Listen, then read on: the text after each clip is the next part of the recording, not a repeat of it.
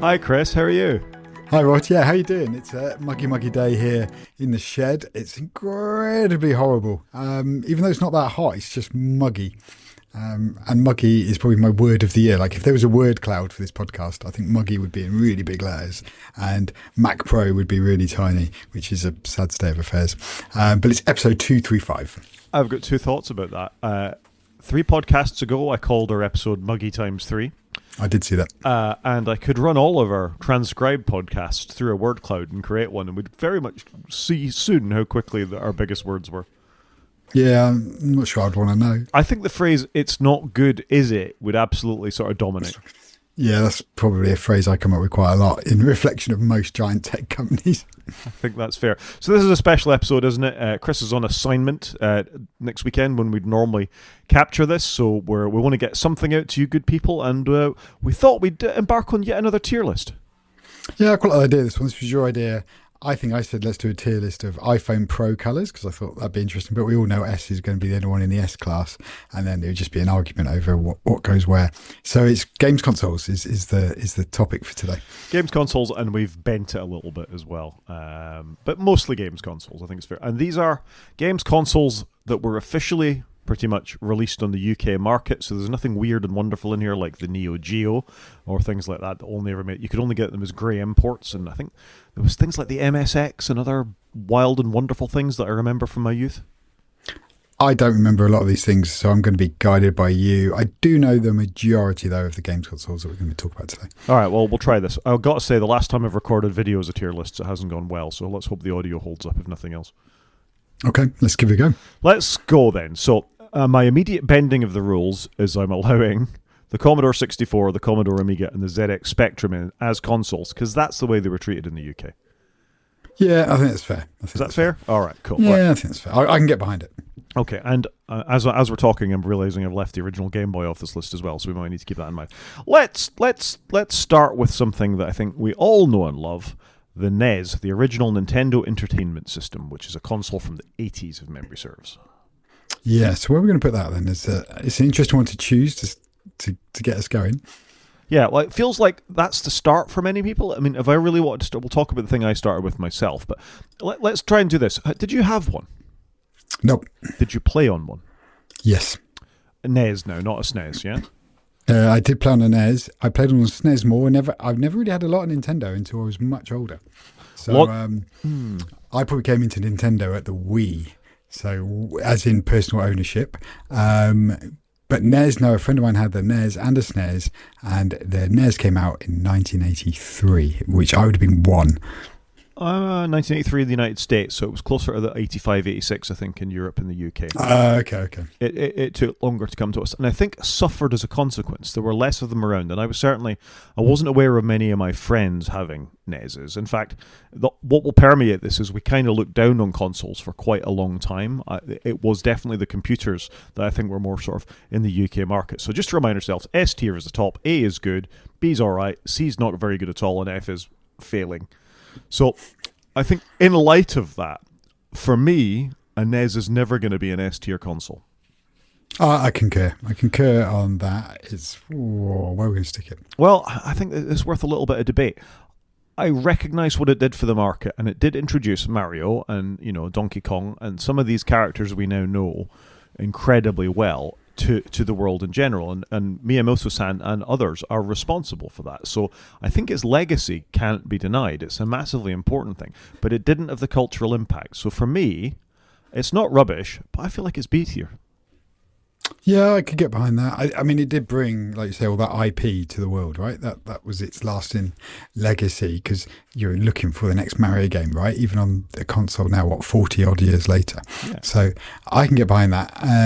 Yeah, okay. I'm comfortable with that. I think that's okay. For specifically for the UK market, I think it's fair to say. So it only seems fair at that point to then talk about the Sega Master System, which that's where I was going to suggest you go. Which is, from about the same sort of era. I think as far as the UK were concerned, it arrived at more or less the same point of view, but for some reason, I don't know if this is just my impression of it, it seemed to have more penetration in the UK than the NES did.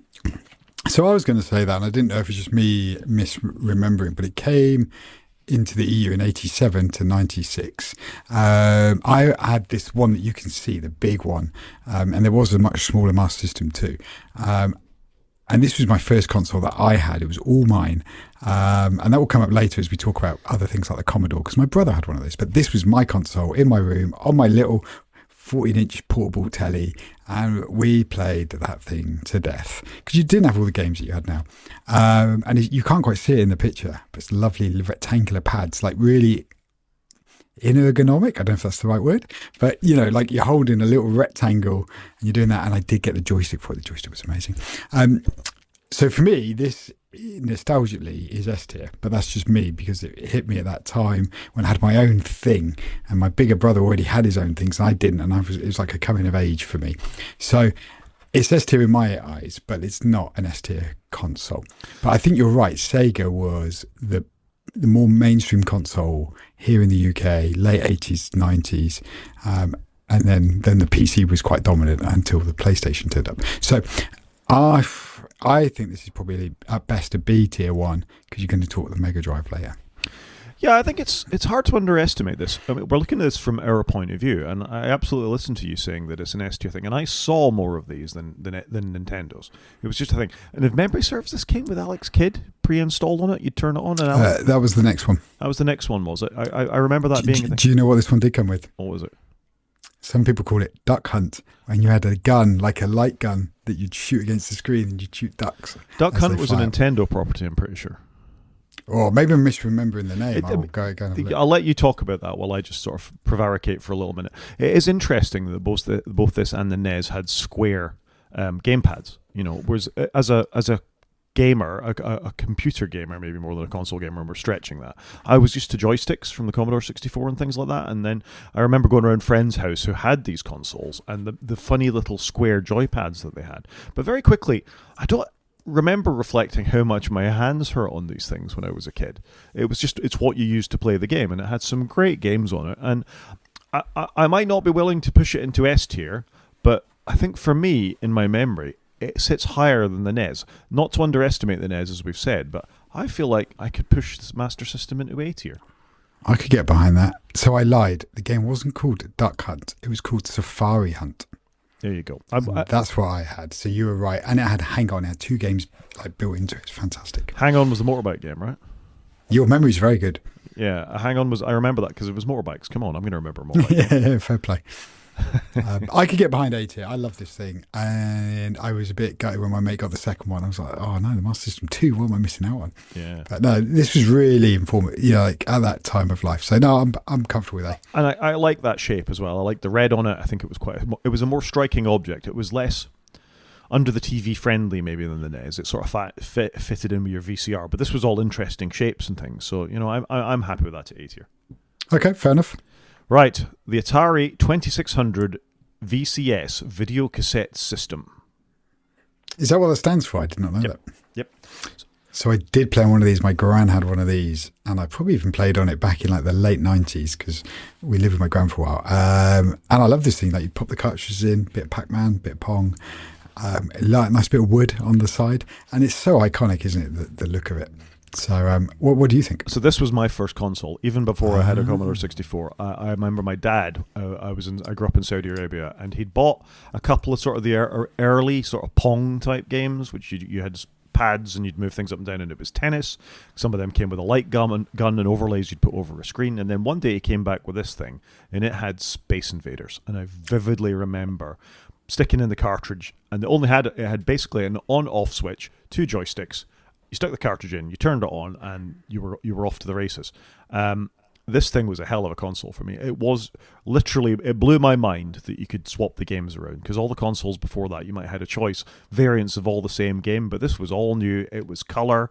It had games you'd recognize from, not that we had, it's been in arcades very much, but I knew what Space Invaders was. And as you said, later it had Pac-Man, later it had all sorts of amazing, Pitfall, all these sort of classic games from this era.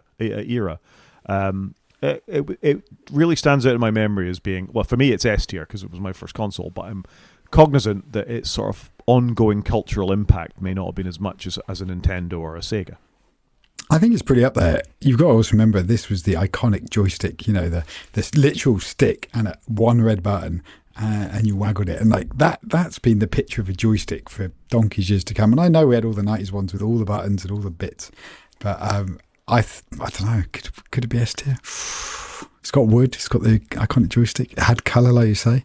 I think it's A or S in my eyes. Atari were the computer games company. I mean, Nintendo and Sega were the cocky upstarts compared to Atari. Atari were the 400-pound gorilla in the room.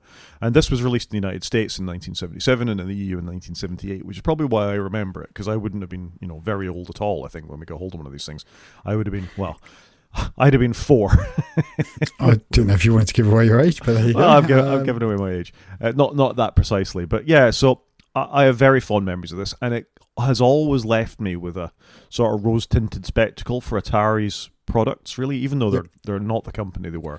And with their Apple links, obviously Steve Jobs and Steve Wozniak worked for Atari for a little bit as well. Yep. So we're leaving it S. I could be pushed down to A, but I think for the moment, let's leave it at S. We can always move these around a little bit as we go along. Yeah, but I think that's reasonable. I'm just looking in the Wikipedia entry for it, and its best-selling game was Pac-Man, and that's not a surprise. Pac-Man was, that was amazing. It was absolutely amazing, wasn't it? I think we'll leave it at S for now, and we'll see how we get on. Let's talk about something that I don't know if it's more controversial or what, but one you might not even remember, the 3DO. No, you're going to have to talk me through this. So this was a guy called Trip Hawkins, who later went on to found a little company called Electronic Arts. Released a console based on CD, and I think the history of this is that it was going to be Sony's technology underneath it all. And they'd started a rival deal with Nintendo to build the next generation Nintendo with a CD. That relationship fell apart. Obviously, Sony went on to release the PlayStation. I think I'm getting that right. I may be conflating a couple of stories here. And the 3DO launched in the UK, and I remember going into a Virgin Megastore, if you remember them. You're showing your age now. A Virgin Megastore. We had Tower Records back in those days as well. And seeing these, and it wasn't, the 3DO was a standard. There was a bunch of Japanese companies made them, Panasonic and Real and a few others. And it was just an interesting format, really. It came with its own sort of CD-based technology, had a couple of interesting controllers, more like the 16, well, it was a 16-bit console, but more like the SNES and the Master System to come. It had a rounded-off joypad and all the rest of it. Really quite high-resolution graphics because it could stream them off the CD or off the CD at that point. And I remember watching a basketball game being demoed in the store and being absolutely blown away. However, nobody bought one. Do you think this was a bit ahead of its time in that it's like a PC in a box, and they ultimately got it right, but it was just too advanced? Yeah, I think you might be right, and I got my dates wrong there. It was 1993 that this actually came out. So, it was a 32-bit console, not a 16-bit console, and it really showed the 32 bits for what it was. Because if you compared this with a sort of add-on cartridge for the Sega Master System, the 16-bit Sega, it had a 32-bit plug-in thing that you could get for it to upscale stuff. This was in another league. It was more expensive, though. I mean, it launched at $700. That's a lot of money back in the early 90s, isn't it? That's like, I don't know, I'm making up a number now, like 1,500 quid today. It is, but you think its main competitor would have been well-established brands like the SNES, upcoming things like the PlayStation and the Mega Drive and things like that. They never really had a chance in the market. So it's one of those things, it's like a could have been more than anything. So for me, and you don't even remember it, this is probably F tier.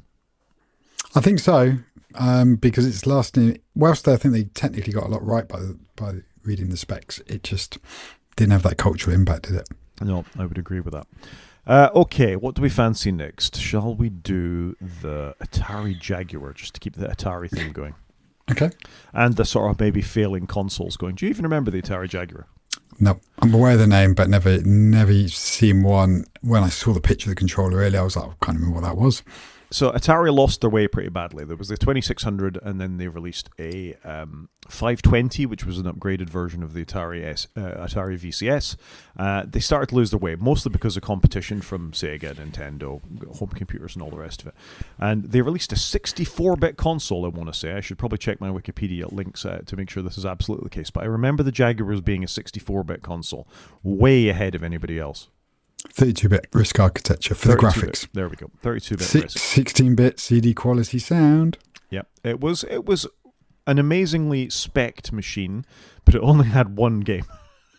And that game was Tempest, written by Jeff Minter, who obviously is local to my part of the world. He lives sort of over Carmarthen way, known for making all sorts of amazing games with the Commodore 64. Tempest was a fast-paced arcade shooter, exactly the kind of thing you'd want to do, but it was the only game you could get. Sold badly, vanished from shelves almost immediately, actually. I remember there being like an offers. You used to be able to buy computer games in W.H. Smith back in the day. And I remember going into W.H. Smith to look to buy some games. And on a shelf was an Atari Jaguar and a copy of OS2 next to each other.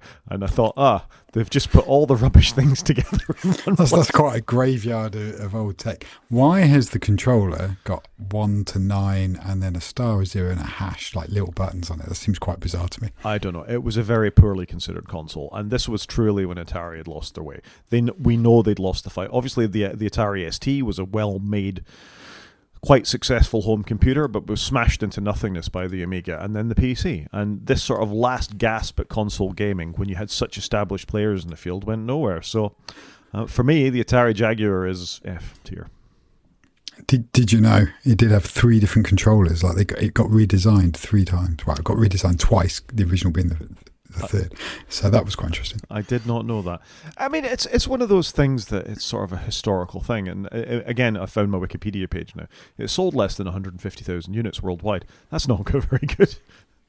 It's not very good at all, is it? So this, it's F tier, isn't it? Done. It's F tier. But as with the 3DO, it's sort of a noble effort. You know, I think I appreciate Atari for not giving up. Yep. No, I can get behind that. Let's do sort of the thing that sort of maybe changed and reintroduced console gaming for lots and lots of people, the Super Nintendo Entertainment System, or SNES, which I think was called something else in the United States. I don't know, but I will go and find out. The SNES. Now, I didn't have one, but I did play on one, and I remember playing Donkey Kong and having my mind blown of like, whoa, you can just play this game. This is amazing. For me, it was Street Fighter 2. I went around my mate's house. I was selling him my Commodore 64. No, my Amiga, actually. And he had a SNES. Why he needed an Amiga as well, I'm not entirely sure. And he had Street Fighter 2. And he had Desert Strike, I want to say, as well, on it. Oh, where you fly the helicopter. Where you fly the helicopter around, yeah. And Fond memories of that game. And this... Probably a bit controversial now. No, it probably is a bit. Although it's been remade recently. Something similar to it has been remade. Microprose as a brand is back. And they have remade some sort of chopper type thing like Desert Strike, and there was a couple of Strike games, and definitely controversial now. Where I was going with this was a hell of a thing. This is the first console that made me think, actually, you know, these things can stand toe to toe with the computer gaming that I was used to, with interesting, fast loading games that were reliable. The controller you could hold in your hand for hours. You could sit in front of a TV with your mates, and you could both play at the same time. And I didn't even play Mario Kart at that point, or Super Mario Kart as it would have been. It was literally Street Fighter 2. I was like, this is incredible. Yeah, my friend had Street Fighter 2 as well, and he would floor me every time. But it was cool, isn't it? It was the real progression of that. Even if you only had one controller, passing the controller around if you're playing single player. Obviously, it was wired. But then that 2-player, like you say, the Street Fighter, it was really accessible. And this became very mainstream very quickly. It really did. And again, Nintendo obviously learned the hardware stuff. They made it look a little bit more interesting than the original Nintendo Entertainment System had been. They sort of capitalized on that brand and that IP we talked about before, and really made it a thing. And a lot of living rooms in the UK and the United States, obviously for the United States, this was an amazing thing. Everybody had one of these. Whenever you hear American podcasters talk about consoles, what they're thinking of is the SNES. And they were rarer here, but I think it was still quite special to be able to use one, play one, and the games were just fantastic. No, I'd agree with that. So we go in S tier or we go in A? I think we're going S tier with the SNES. It feels like an S tier console to me. I mean, it was quite a monumental thing in its day. And I think having been so harsh to the NES, it only feels fair to give the SNES that sort of level of recognition. Okay, yeah, I'm behind that. Let's go. Let's stay on the Nintendo track and let's talk about the GameCube.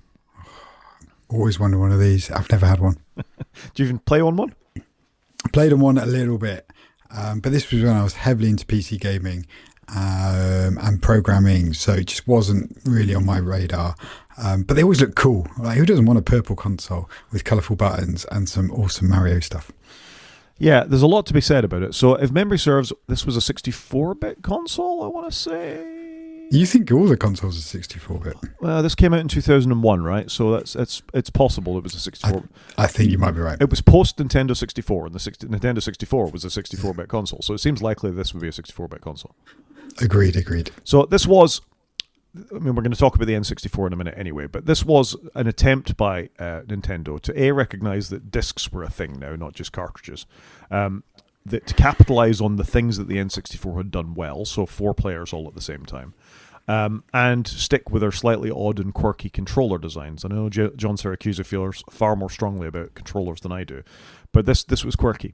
And I was an N64 owner. Again, we'll talk about that in a minute. And this left me cold. There was only one game that I sort of fancied for it, and that was Pikmin.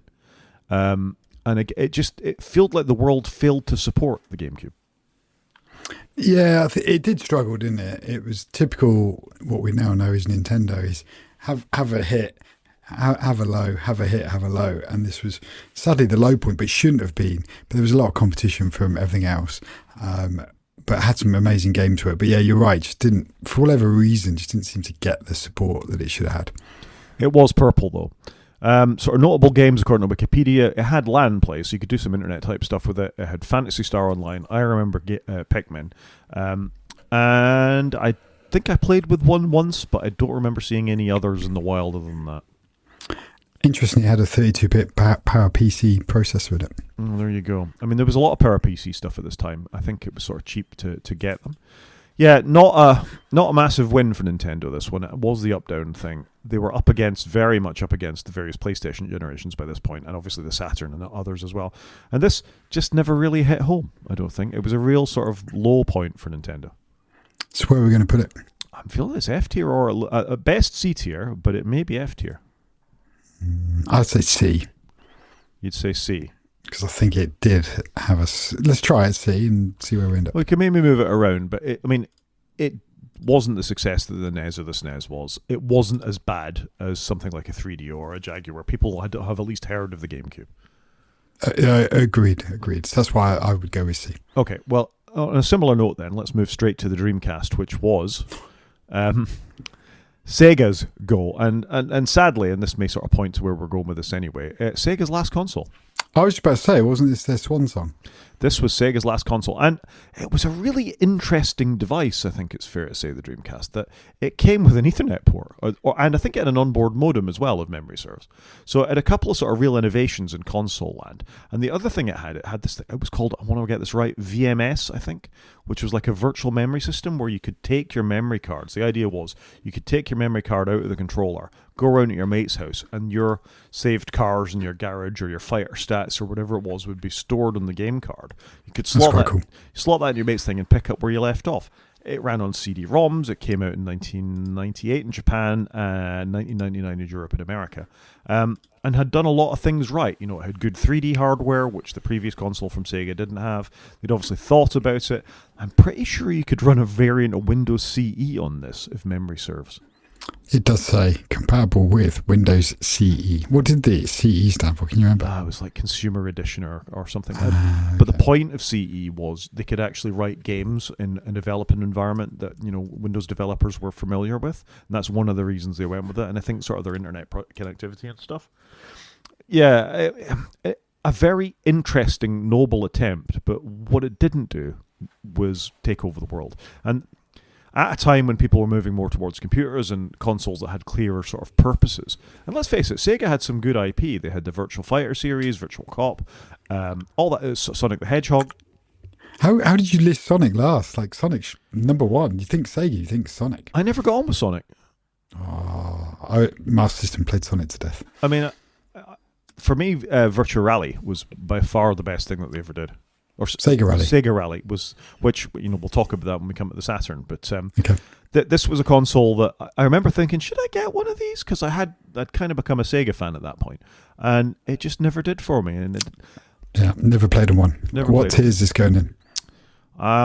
For me, this is either F tier or C tier.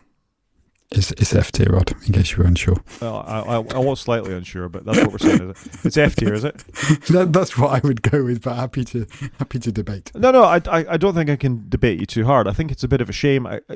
If we put the 3DO and the Jaguar down here for being noble efforts, then this was a noble effort. It's possibly even sadder because of the history Sega had and it being the end of an era. Yeah, it's sad they went out on a very damp squib at the end. They went out on a low point, didn't they? They really did. Yep. Okay, all right. Well, let's mix it up a little bit and do a computer. Let's have the ZX Spectrum 48K. Ooh. Never had one of these. Good friend had one. You had to have a tape, didn't you? And you type all your programs in. If people are watching the video, it's quite interesting watching Rod try and navigate here. Like I say, not something I had, but I always liked the idea of it because I had a keyboard and I was like, oh, it looks quite professional. So yeah, good friend of mine had one. Did you have one of these? No, but I had a very good friend who had one. And obviously, I read all the computer games magazines at the time, most of which were multi-format. So the two big ones when I was a kid was Zap 64 for the Commodore 64 and Crash for the ZX Spectrum. And games would come out for both. You know, you'd get one, you'd get the other. And it was probably the 128 Spectrum that sort of really made it. But this one, you're right. You had to type all your games in by hand when the first generation of them came along. You'd buy a computer magazine or a programming thing. It wouldn't have a debugger. You'd sit and have to write the whole thing in by yourself. But I think what I liked about it is it eventually did have a tape drive and all the rest of it, but it represented potential. They were very affordable at the time. They weren't, less than a couple of £100, I think, in the United Kingdom. Maybe a little more at launch, but they certainly dropped in price very, very quickly. And the Spectrum and the Commodore 64 dominated the UK market. You were far more likely to find a computer in somebody's house than a console, I would say. Yeah, I'd agree with you there. So where are we going to put this one? So if it was this was a computer thing for nostalgia, I'd be rating it higher. But in terms of all these consoles and things, the very best it can expect from me, I think, is C tier. Is that harsh? I was going to say B, if I'm being honest, because I think it's in the middle. Like, it's very iconic. If you show people one of these, they know what it is. It's got to be a step. It's got to be a step above a cube, I think. I don't know. Happy to discuss. Spectrum above a GameCube. Spectrum above. I think it very much depends on the era you looked at it. If you gave my kids a GameCube and they gave them Spectrum, which one GameCube every day of the week? They'd pick a GameCube every day of the week because they'd be able to stick a disc into it and start playing a game. They'd be able to use it and know what they're doing. But the same could be said of the Dreamcast. That is true. All right, I'll stick with you for now. We'll leave it in B tier for now. I think it's probably only fair to. What are we picking next then, Chris? What's our next choice here? I feel we need to get rid of something Xbox. Why don't we go with the Xbox, the original Xbox? I nearly said the Xbox One and then realised that was going to be a grave error. I'm really struggling to pick up these things in our tier list, I've got to admit. Come on, Xbox. There we go. Right, okay. The original Xbox, the massive console that came out of left field from Microsoft. Literally a computer in a box. Literally, and I think it was an Apple computer in a box, basically, wasn't it? No, I thought the 360 was the Power PC one. I'm pretty sure there was some form of Power PC chip in this. I'll let you click on some of our Wikipedia links while I talk about the Xbox a minute. So the Xbox was famous for being Microsoft's first console. Nobody expected them to go into gaming. They obviously had a platform in which games could be produced on, and then suddenly they had a console with the most massive controller you've ever seen. I wouldn't have guessed this. Intel Pentium 3 in the box, 733 megahertz. I would not have guessed that either. The main thing for the Xbox, and the thing that probably kicked it off in console gaming history, was Halo. Halo sold 100%. The Xbox. Yep, 100%. So this came out in 2001 in North America, and Europe was 2002. So we had about 6 months between them, basically. I always wanted one of these. Nearly bought one, because this was going up against the PS2 at the time. And it looked cool. It was green, it was big, it was fresh. They did something a bit different, and it was quite cool. And to be fair to them, that controller design of the dual analog sticks on it became it's what you expected to see on consoles, and in a better shape for your hands than what Sony was offering at the time. Had some amazing games, Abe's Odyssey, obviously. My brain's gone blank. Halo, as you've mentioned there, and it sold them an awful lot of consoles. It didn't have the reliability issues I don't think the later Xboxes had. They sold quite a lot of them. 24 million units sold across the world. That's, by any metric, I think that's a success. However, I don't remember all that fondly, and I never had one myself. Never had one. Yeah, well, it was just a PC in a box. I lived with some people at university that had one. And did you know Bill Gates introduced it? So it's proper geeky introduction. So, and oh yeah, you could play DVDs on it, couldn't you? I forgot about that. So it was that whole era of when the game consoles became your media player, which when you're at university is kind of what you want, right? I thought this was quite cool. It's quite iconic. It's definitely not S tier in my opinion. It's not A tier, but it did launch that. I'd probably put it in B tier. That'd be my guess. I think. All right, controversial by Chris. Let's talk about this. I'm feeling it's more C tier. I think it absolutely got Microsoft into the console space, but they were very much relying on an established field of developers using an operating system that they had. I think later Xboxes were more successful at this. I don't think they had the dominance of a PlayStation. No, but they were new, weren't they? They were the challenger, the upstart. Yeah, they were, but and you know where we are now is neither here nor there. I don't think it's as iconic as a NES. I don't think it sits up there with that. Agreed. If there was a C.5 tier between B and C, I think I'd give it that. Again, let's have a quick review of these at the end to make sure we're happy with that. Jim, are you happy with me? Let's move it to B. Yeah, no. I think you should leave it in C next to the GameCube. I think it sits next to the GameCube. It's in B, and we'll move it down. If we do move it downwards, right? You can pick a second one. Go for it. What's next? Oh my lord above. It's tough. I think we should go with the Wii U. The Wii U, which I can't even see. Here we are. The Wii you don't U. need to drag it very far. No. Well, if it would let me drop it down, that would be nice. There we go. No, it's the Wii. You want the Wii U. Oh, you want the Wii U? Oh, I got the Wii U. All right, hang on. So the Wii U, successor to the Wii. Wii was obviously a massive hit when it was released for lots of reasons. Our tier list thing is annoying me. There we go. And I've grabbed the Commodore 64. It's not going well, Chris. It's great watching you use this. Well, so for me, the Wii U, it came after the Wii. It's probably a period of life when I wasn't really looking at gaming as much as I used to. And so it passed me by a little bit, the Wii U, I must say. But I think it passed a lot of people by because for whatever reason, it just didn't have the impact of the original Wii, even though obviously it shared the name, shared the white aesthetic. For the listeners, Rod is a little bit sidetracked trying to find this Wii U. We may have to come back to the Wii U. But what the Wii U did, though, was tee up the Switch, didn't it? Which is arguably one of Nintendo's biggest ever consoles and certainly the most popular one. So we've got every other console in the tier list apart from the Wii U. It's not letting me pick it up. It's letting me add everything in, but it's not letting me pick it up. So for me, the Wii U, it's probably F tier. I don't know what your thoughts are. Right, so I had a Wii U. I'm one of those weird people who actually bought one. So you're one of the 5. Well, yeah, and I think I've still got it in a loft somewhere, in fact. So, you know, it's not to say that it's nothing. You're now one of the 2 that have kept it. Yeah, it's one of the... I managed to get it in the end. That's quite difficult to do. Bravo. Yeah, so the Wii U it was a console, and the idea of Nintendo was you could walk away from the console if you didn't have a TV, and you could play the games on the pad in front of you, and then you could still plug it into a TV. It was basically a Switch before there was a Switch. It was a very odd halfway house between a between a Wii and a Switch. But if we hadn't have had that, we probably wouldn't have had the Switch. They needed to go down this path, I think, to get there. They might have done, but I think their execution was dreadful, and it wasn't a very well executed thing. It came with, I think it was the first console to come with Amiibo, the little characters you could buy with games, and you could plot them on there, and you could put that physical thing into your virtual world. And my kids liked that when they were little. It was backwards compatible with the Wii, so the games worked with that. It used the same. You could have the Joy-Cons, although it had a slightly better. They weren't called Joy-Cons, were they? What were they called? The sort of motion joysticks that the Wii was famous for, but they were Joy-Cons, weren't they? I don't know. We're both making the same noises. Anyway, I think it's F tier. Would be my view. I also think it's F tier, and that's where we're going to put it. And as if it'll let me pick up the Wii now, look at that. Look far below. Let's do the Wii as we just talked about the Wii U. So yeah, you might as well just chuck that straight in S tier. That console was amazing. Do you not remember unboxing a Wii?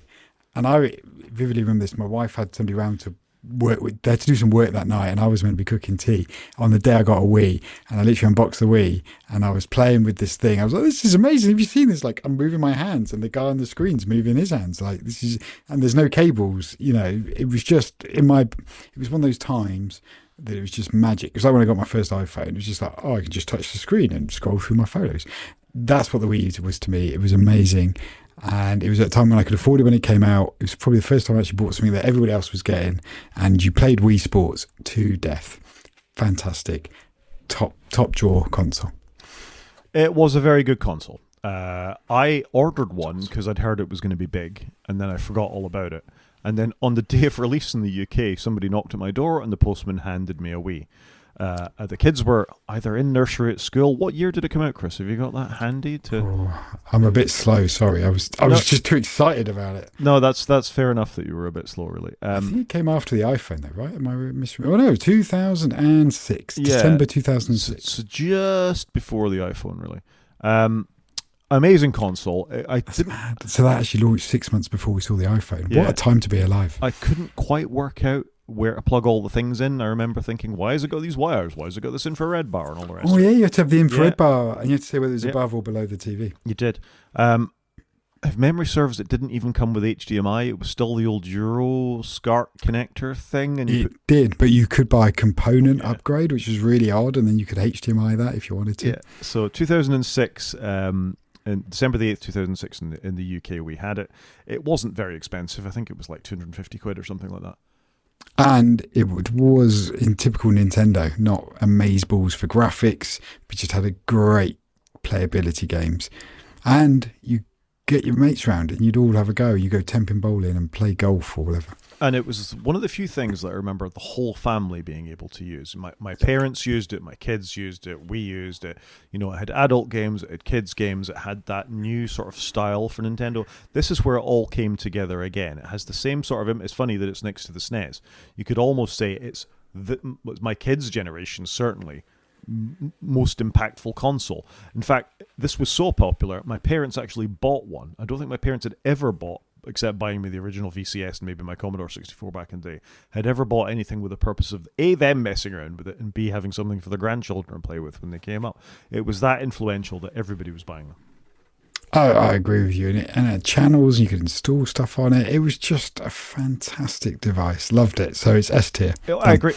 It's S tier. 101 million units sold. I hacked mine in the end, and I got it to do game emulation. So I played some original NES and SNES and Master System games on it as well. Yeah, it was so cool. And they had the white aesthetic going on. Like, they really nailed it, didn't they? They did. Right. I'm going to try and pick up the Xbox 360. Ooh. Which I'm going to put up an S here, hopefully, for a minute. There we go. And then we're going to... it picked up the PlayStation. That's wonderful. They're quite similar, actually, when they're quite small. They are. Do you know what I'm thinking about the Xbox 360? What do you It's think? going to be controversial. I think it's going to be a high-scoring Xbox. You reckon? I'm not sure because of one good reason. And that reason is the Red Ring of Death. Okay, so that might bring it down. But at the time, this was an amazing device. Lots of people wanted it. And it really cemented Xbox as being the we're here kind of thing. Like, we did the one, as in the first one. Now we're here with the 360. It was a cool name. You could buy the sensor bar to go with it. Loads of people wanted one of these. And that was at the time when you were having a real quandary. Are you going Xbox or are you going PlayStation? Yeah, so this was... it was a massive hit, the 360. I remember I had a 360. I bought it from, I forget, the game shop that still exists in the UK. It's not GameStop, but it was like the British equivalent of GameStop. Game. Whoa. They went into administration this week. Oh, did they? I did not know that. I bought one from there. I think I had, because I'd been buying games, I had some of their points or something. I got it for almost nothing. I traded something else in and I got an Xbox 360. I rushed back and I played a Call of Duty game. I forget which one. And I remember thinking, yep, this is it. I'm all over it again. I'm completely into my gaming. Xbox, the gamer network that worked and the achievements and everything that you got with the Xbox was just a terrific thing. So I'm kind of with you. I think it was a really, really good console. And is this the one that was PowerPC inside? Yes. Yeah. I think this was Microsoft's proper smash hit. If the Xbox is B or C tier, still to be decided, the 360 really knocked it out of the park for them, and it had a DVD drive. Lots of people took them to university with them to be able to watch their media on it or be able to play their games or whatever it was. It was just ubiquitous, really, the Xbox 360. I think it may get to A tier. I possibly could drop the original Xbox down a tier, but... I could be sold to S, but I'm feeling A for the Xbox 360. It's not S. It's not S. Yeah, all right. It's fairly hallowed company up there at the moment. S is where the cream of the crop sit in. It's not S. Yeah, so, interesting device, the Xbox 360. Only discontinued in 2016, despite it being released in 2005. It had a good old shelf life, didn't it? Feels like maybe they had that hanging around a little bit too long. I think with all the Red Ring of Death, which was a major problem for the console, lots of people were reporting them almost straight away. You turn it on, it would have a nice little sort of green Xbox ring that would complete on it to show that it was on. Some people would turn it on, Red Ring of Death. Yeah, and it had a name. Like, it's never good when your console has a name. Yeah, really not good at all. I'm just scrolling through some of the stats here. Yeah, just a really good console. I think it is the thing that cemented Microsoft as a console manufacturer as much as anything else. Yep.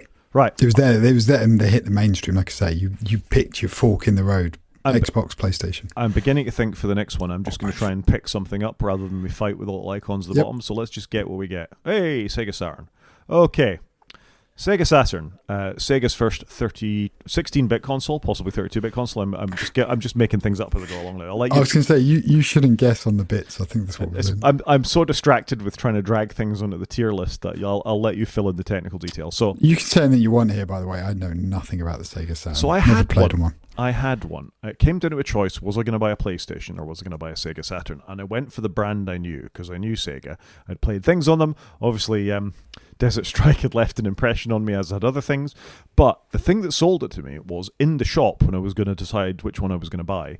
They had Sega Rally running, and I was absolutely captivated by Sega Rally. It just had sublime handling. The graphics were great. The unlockable cars, knocking milliseconds off your. It wasn't a lap because it was a rally stage, but off that rally stage was just incredible. That and Virtua Fighter 2, I think it would have been for. Myself and a couple of my flatmates just played it to death. My Saturn got the hell used out of it. It was terrific. However, I think I was the only person that thought that. Yeah, I haven't seen one of these. I didn't really know what it looked like. I thought it came out nearer the Dreamcast, but it came out in 95, so it was very much straight after the Mega Drive, I'm going to guess. Yeah. This is going to probably be Sega's worst console. Or joint worst and be sit next to the Dreamcast in F, unless you think otherwise. For nostalgia's sake, I want to push it up a little bit. So they only sold 9.26 million units worldwide. The real sort of push of the Saturn was it shared some of the arcade chips as some of their actual arcade machines. So you actually got... That's quite cool. You actually got faithful arcade renderings of the games. They looked the same and pretty much played the same as what you got in the arcades. So I have a lot of fondness for the Saturn, having had one. I don't think it's an F, but it's certainly no higher than a C to me. C it is then. Done. Yeah. It could be in good company next to the GameCube. There you go. So Sega and Nintendo's, not quite their last generation one. It was definitely better than the Dreamcast, but yeah, there we go. Right. Oh, there you go. Look what I've picked up. The Amiga 500. Oh, no, maybe I haven't. Amiga 500. Again, not a device I've really used. So we were Atari ST in my house at this point. So a little bit over to you, but I have played on a few. Right, so the Amiga 500 for me is absolutely S tier. Wow, okay. Right, straight in there. Boom, done. I'll explain why. So I was a Commodore person. I had a 64. I couldn't have imagined a better computer than that. And then I saw in some of the magazines that they were going to release a 16-bit version of it. It would look even more like a computer than the 64 did. But that was fine. And I remember firing it up the first time, and I think all it came with was a word processor called Excellence. And it was like, this is great. I can see what I'm typing. It was an almost what you see is what you get word processor, which was quite a big deal at the time. It had a mouse, a disk drive, yada yada. Disk drive in the side as well. And then I rifled through the other things I had with it, and I had another game called Starglider. This was by a company called Rainbird Software. And I stuck in the disk, and I fired it up, and the computer sang to me in English. It went I'm not going to sing, Starglider from Rainbird, and it had 3D perspective, wireframe graphics, so like an Elite, but much faster, much smoother, very recognizable, and I was completely captivated that this could do that. And then I played a little game called Interceptor, which was the first proper flight simulator I remember playing that had sort of missions in it, and it was an amazing device, and particularly in the UK where our programming scene was huge. You know, I think the developers, again, like Jeff Minter, who lived in the UK, absolutely pushed this thing to its limits. I know it wasn't as big a hit as the Atari ST was in America. I know they didn't last that long, really, and didn't sell that many units particularly. 2.6 million is sort of the estimate. Nobody knows for sure. But for me, this was my console, really, growing up. For me, the Amiga will always be S tier, but I'm willing to be argued down, because it's not fair. It had that impact on me. I don't think it had that impact on the rest of the world. I don't know. They were really popular here, weren't they, in the UK? It's got to be up in A or S because it's so popular, very iconic, and it was that blend of console versus PC kind of look. But we didn't really know back then where we were heading, right? It's only really in the last 20 years that everything's actually settled down quite a lot. And you could say by the quality of the games that they were very, very close to what the better consoles were doing at the time. So I think you've talked me down as you've been talking. I think it's A tier. It's not S tier. It's not up there with some of those sort of really well known things, but it's definitely an A tier device. Not a console, but close enough. Quite expensive would be the thing that would be holding it back. Yeah. Okay. All right. Done. The Nintendo Switch. Chuck it straight in S. It's done. No, I disagree. I think it's a good console. I don't think for me it hits the heights of the Wii. Do you not think though this has been a phenomenon? I hate to think how many units they've sold. Like that, everybody's got one. It had an amazing run, even up to the 2 coming out. It was still flying off the shelves. It was amazing. Like, oh, I can dock it, and it was Nintendo back to form. I don't know. I think it's crazy, and they discontinued it. Well, I don't know how this works in the EU in February 2027, but we're not in February 2027 yet, so I'm not sure if Wiki's quite right there. They've obviously announced that it's going to... Don't get me wrong, I think it's a very successful console. I don't think it has the depth of games of something like a Nintendo or of a Wii, or even an Amiga 500, frankly. A lot of them were established IPs. If you take something like It's Mario Kart, it was just the recycled Mario Kart from the Wii U. So, yeah, it got a lot of mindshare. But I also think it was quite cheap. It was quite portable. I think it's absolutely a successful console. But I don't think it has the market impact of something like a Wii, where you had the novelty of the Joy-Cons or whatever they were called, or the shiny IP that the SNES had. I think you mean the Wiimote. They were Wiimotes, weren't they? Well remembered. That was the long thing bit, and you could then plug the nunchuck in the side of it. Joy-Cons. It brought Joy-Cons. It brought docking your console to your TV. Already done with the Wii U. Did 155 million units. It was colourful, which they didn't do enough colours in. And you're right, though. Early doors, there was nothing out for it. It was Mario Kart and maybe Zelda. And it did bring Zelda, which was quite a phenomenon. Yeah, sure. There was a couple of good games, but I think it should have been more for the amount of units sold. I think it should have been a bigger deal than it was. Don't get me wrong, I understand, and it served a purpose really well. A couple of really good games in it. It's no lower than A tier. It's absolutely an A tier console, but I don't think it's quite as impactful as the original Wii or the SNES or the Atari 2600. It didn't change the market in the way that those consoles did. Brought handheld consoles to the masses. You can talk me up. We're putting it in A for now. Let's go with A. Okay. What are we getting next from my random hand here? PlayStation 5. So PS5 came out after the pandemic. About 5 years ago now, yeah. Super amazing chip. Seems to be going on forever. No amazing games on it. Lots of shared properties. Just, it's a good console like mine, but just not that exciting. It's a B tier product. Wow, that's a hot take right there. So 93 million units sold. Comes with a Blu-ray player, HD player, sort of very much followed the PlayStation 4 that had come before it from that point of view. Who's watching Blu-rays? Nobody's watching Blu-rays. Very large. The original model, very, very large. Took up a lot of space on your TV. Very expensive, only more so now. It came out in 2020. Yeah, I remember getting it. I got it the day it came out. Again, a bit like you, I delivered it. I wasn't sure if it was going to come because the company did zero engagement with me to say it was being shipped. It was cool, but it just wasn't anything out for it. It just wasn't that exciting. I think there's lots of good games, but the current generation of computers, consoles, and everything are really hard to differentiate between. If you release something on Xbox, the chances are it's out on PS5, chances are it's out on PC. Even when there are still the odd sort of IPs that belong to those franchises, it's really much of a muchness these days. And I still play my PlayStation 5 maybe once a week, but it's not a very special thing. It was just evolution, not revolution. So what was your tier for the PS5? I think I said B. You said B. Yeah, I think that's probably fair. It feels a bit harsh to the PlayStation 5, but it's just not the most special thing in the world, is it? No, not at all, sadly. Yeah, I mean, if you've been talking it up into C tier, I think I might have pushed back a little bit. It's better than C tier, but yeah, I think it belongs to B. It's all right. It's all right. I mean, the test for a lot of modern things is, would you buy another one if it broke? I'd be less fussed. Interesting. I think I would be these days too. I mean, we talk about Gran Turismo an awful lot on this podcast, but even then, you're like, nah, wouldn't buy another one. I've played it to death, though, haven't I? Nintendo Switch 2. Oh, C tier, isn't it? It's like the Switch, but less colourful, less. It's just a bit. Nah. When's the last time you turned yours on? No, I'd turn it on a lot longer, but I haven't really played on it. I have replayed some classic games on it because it is good for a classic shoot 'em up like Quake or something. But it's just if mine broke today, probably wouldn't replace it, to use your previous analogy. So it's a nice console. It's good. It's improved on everything. But how did it take 10 years to come out when it should have come out probably 5 years ago? I agree. It's not special enough. I think it's as with the PS5, it's evolution, not revolution, and in many ways suffers against it. It has got a more powerful processor. It has got a bigger screen. It has got better designed Joy-Cons and all the rest of it. But the games for it where are they? Where are they? Most people, I think, are still playing original Nintendo Switch games for it. The only thing that's really any cop is the new version of Mario Kart, and you can't just play Mario Kart.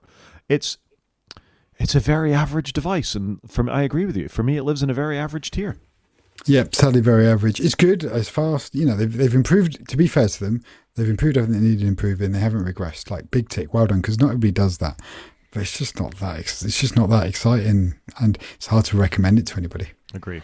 I'll let you pull up the stats while we talk about the Sega Mega Drive. Well, let me pick it up. There we go. So Sega Mega Drive, obviously the follow-up to the Sega Master System. 16-bit console. Correct. I got one right. Hooray! Must have come out in the late 80s, I think, as a sequel to that. And I'll let you talk about the stats a little bit. It came out in PAL in 1990. PAL in 1990. So that's when we'd have got it. Look, this is Sega's highest device in my opinion. This is S tier. I never had one. But boy, did I want one. Like, you go around your mate's house, you saw Sonic on this. It was like, yes, why doesn't mine look that good on my Master System? This was amazing. It's a great device. This was probably peak Sega device. If you think back to Sega, you think back to Sonic the Hedgehog, you think of Sega, you think of this device. This is the one. It's not as good, obviously, as some of the newer devices that they did, but cultural impact, it was their best device.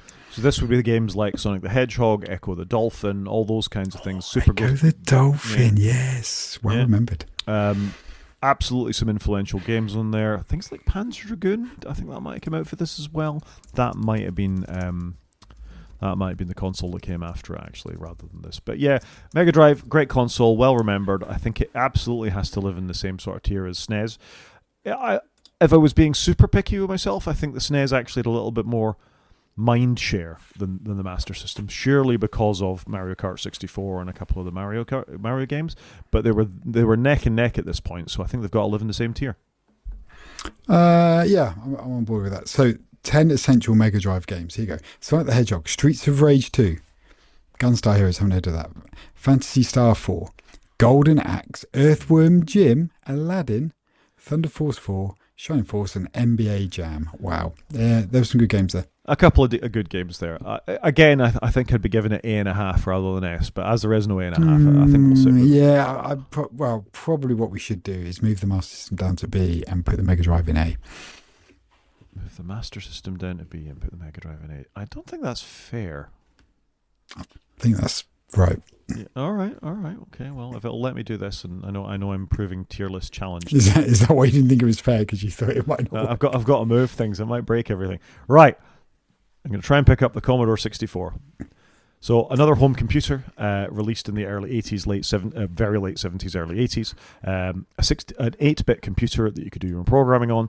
Unlike the Spectrum, though, it had a cartridge port. You could plug in a disk drive, and you could plug in a tape drive. The games were incredible. They were colourful. The sound chip was amazing. It was beige, and you can't go wrong with a beige computer in the 80s, can you?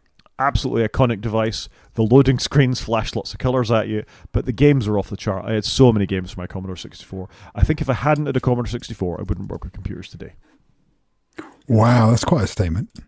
That's true. I do like the Commodore logo. Do you remember we looked at that Commodore phone recently? Yep. I remember one of these. My brother still got this very one, sat in his garage probably. It was cool. Oh, I don't know where we should put it though. I don't think I've got an opinion on where it should go so much because because I never really played on it. See, I want to put it it. The Atari ST when I was growing up. I want to put it S tier but that's just for me. I do think without the Commodore 64 and the games that were on it, lots of programmers that went on to be really influential down the line would not have made the games that they did. And I genuinely think it's responsible for some of the great games that we've got these days, as well as some of these other S tier consoles, obviously. For me, it's an S tier device. Okay, all right, let's leave it there. Let's go move on to the next one. The PlayStation, the original. It's got to be S tier, isn't it? I never had one. You never had one? I had one. Big PC gamer at this time in my life. When I got a bit fed up on my Saturn, I hocked it in and I got a PlayStation instead, just for Gran Turismo.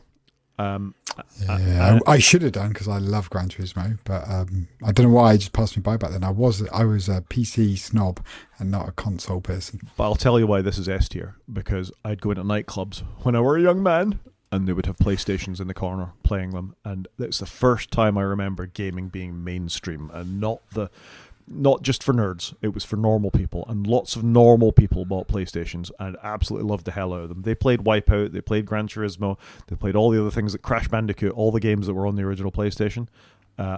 It's just a legendary console, and Sony went from nothing to being the big dog in the market with this thing. Yeah, fair. Okay. Yeah, I get behind S tier. And it was cool. It was grey. It wasn't beige. It was grey. It wasn't black. It was grey. So very iconic. I think the developer one was black, I think you'll find. Oh, that sounds quite cool. I wouldn't mind one of them. It was very cool. PlayStation 2. Now, for me, this would be the S tier PlayStation, because this is where I came into PlayStation. Had one of these at university when I knew you. Played the hell out of this thing. Grand Theft Auto 3. Vice City. I loved that game. Played that so much. And obviously Gran Turismo. So this for me would be my S tier, but it's probably more of an A tier console. I'm not even going to fight you on this. I think it is an A tier console. Just because the PlayStation set the thing, what this did was, as we've talked about with the other consoles, was evolution. It did everything else really well. It was a really iconic design. I remember the logo. You could switch it to being horizontal or when it stood up. It played played DVDs. There was a network expansion pack for it, but it was very much an evolutionary thing. But it cemented what the PlayStation started out to do and gave them that dominant position. And you could, if you had the networky thing, put a hard drive in it and load up all your games. You could. Let's not argue about this, Chris. Let's just bang it straight into A tier. It's a great console and very much of its time. The Xbox One. Is that a console? Yeah, it's a console. And did anybody notice when it came out? I had one. I will say, this is where Microsoft lost their way with their naming. Xbox, Xbox One, Xbox One S. What's going on, Microsoft? Yeah. Agreed. They messed up their name because nobody knows what the order is. For me, this console just completely passed me by. Like I say, I had one. I gamed a lot on it, but I don't think it really made that much of a dent in the market. People who were very much into Xbox and their gamer tags and all the rest of it were very, very keen on it. I think it sort of cemented those Xbox players. It certainly didn't cost them anything, but I felt like they lost a bit of market share towards Sony at this point. This is the one that came out with the Kinect, if you remember the Kinect. So it was Microsoft trying to copy Nintendo's motion stuff. And lots of medical people bought Kinects because it was quite interesting because you could track people's skeletons, but you didn't get any decent games for them. So for me, this might be a B or C tier console. It's C. Okay. If this console didn't exist, the world would have been fine. All right, let's do the Series X while we're at it. And I don't think we need to have a very long conversation about this. It's the current generation of Xbox consoles. It does nothing badly. It comes in a low-tier version, the Series S, which you and I both had, and a high-tier version, the Xbox Series X. This might be the console that killed Microsoft because of their Games Pass and the way that they work with it. Yeah, you might be right there. But again, is this do you see many of these? I never see any of them. Well, they're quite hard to get hold of these days. If you still had a second-hand Series S, you should be selling it on. You'd be making some cash because of the memory inside of them. I don't think it's a bad device. I think it does everything very well. It's got 4K gaming. It can move pixels around a lot. But if you think we put the Sony PlayStation 5 in B tier, this can be no higher than that. It's the 5s. I'd say this is C. C tier for a 4K console that can do all the things it can do. That's harsh, Chris. Are you rushing out to buy one? No. There you go. Okay, done. PlayStation 4. This whole generation did skip me by. If I'm being honest, I had a 3, I've had a 5, but I missed the 4 because I had a young family and just didn't have time to play games. I've had all the PlayStations. I had a PlayStation 4. I think about it quite fondly. It was quite an interesting shape, that sort of wedge shape. I liked it so much. I bought a PS4 Pro. I did a lot of gaming on this thing, so it brought me back to Battlefield and Call of Duty and things like that. They got the controller right. The rumble was good on it. They weren't as fragile as the current generation of PS5 controllers. I think it's a good, solid console. You know, it did everything very well. Lasted a very long time. Was in the market ages. Not as flashy as a PS5, but doesn't have the heat or noise things that came along with the PS5 either, for that matter. Super popular. Yeah. I feel like it's A or B tier.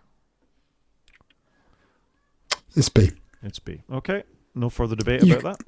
It's not PS2 though, is it? And neither's a PS3, which we're going to talk about next time. I'm going to sink this pretty quickly. It was a fat boy. I think there's no other way to talk about it. But it did have the Spider-Man font. It did have the Spider-Man font. It was too big. It didn't sit nicely under it. It was this weird sort of glossy piano black as well that sort of marked and scratched. Again, not a bad device. It didn't have the failures that the Xbox One or any of those Red Rings of Death or anything, as far as I remember. It was all right. I played some decent games on it, but I don't think it's as good as a PS4. I think at best B tier. I was going to say C. C or B. See, it is. I'm not even going to argue with that.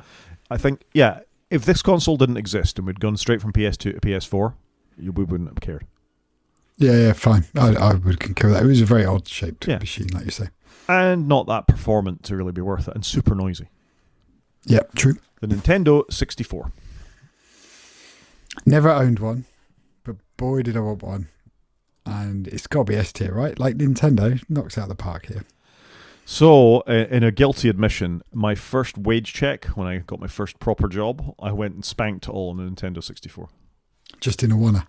Just in a oneer. Boom. It was just gone. That was pretty much my wage check gone. So, released June 23rd, 1996, which actually lines up with my chronology perfectly, actually. It can't have been out very long when I went and bought one of these things. They sold 32.93 million units. You had to buy... Super Mario 64 with it, because it was the game. It was proper 3D gaming brought to console, I think, for the first time. It looked fantastic. It played wonderfully. And I thought I played it to death. I wasn't very good at it, but I played it to death, Mario in 3D. It obviously had Mario Kart 64, which was terrific. And for me, Wave Race 64, which had the best, most accurately simulated water I'd ever seen in a game anywhere. Proper transparencies and opacities. You had races with bigger waves. And GoldenEye 64.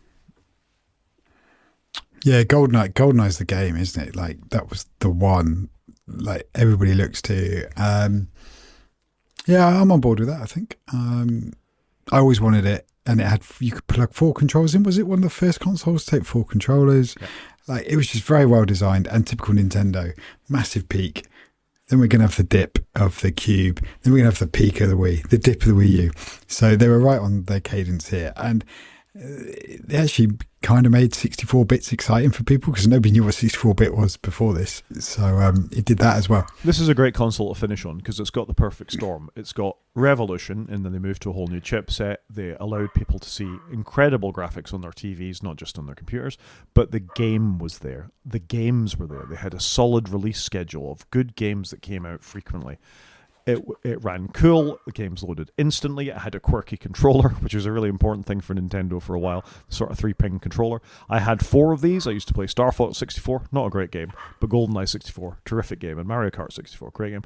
This made parties. You know, my mates would come around and we're going to go to the pub and we're going to do this and that, and we'd sit around playing GoldenEye 64 all day, every day. Terrific console, really made an impact in the market and cemented in my head Nintendo as being a brand that I would buy their consoles. And with the exception of the GameCube, I did. It's amazing you missed out the GameCube, but yeah, I'd agree with you here. Look, what a lineup we got there in our S tier. I think we've done pretty well there with that, actually. That feels fair. Yeah, I think I'm happy with that. Yeah, I'm happy with that. I think we've ended in the right place. Brilliant. I think we can call that a show, Chris. I think so. So there you go. That was our tier list. If anyone wants to get in contact with us, Rod is at g5maniac@mastodon.scot.